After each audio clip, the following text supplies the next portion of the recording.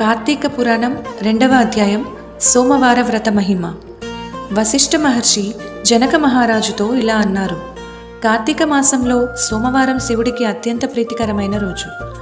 ఆ రోజు ఉపవాసం ఉండి నదీ స్నానం చేసి బిల్వ పత్రాలతో శివాభిషేకం చేసి సాయంత్రం నక్షత్ర దర్శనం తర్వాత అల్పాహారం చేయాలి. ఈ వ్రతం భక్తి సంకల్పంతో చేయగలిగిన ప్రతి ఒక్కరికి మోక్షప్రదం. ఇతిహాసం. పాపిని కుక్కకు మోక్షం. పూర్వం కాశ్మీరంలో ఒక బ్రాహ్మణుడి భార్య స్వాతంత్ర నిష్ఠూరి అనే స్త్రీ పాపకార్యాలు చేసి చివరికి తన భర్తను చంపింది.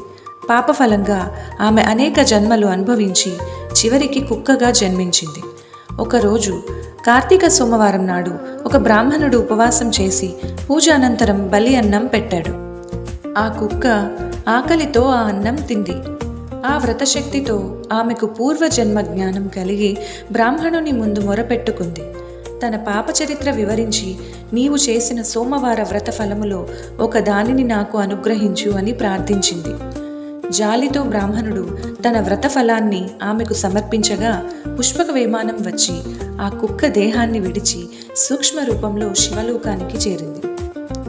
ఫలితం: కార్తీక సోమవార వ్రతం చేయువారు భక్తితో ఉంటే ఎంత పాపం చేసినా విముక్తి పొందుతారు. భక్తి, శ్రద్ధ, ఉపవాసం, దానం, శివపూజ ఇవే మోక్ష మార్గాలు.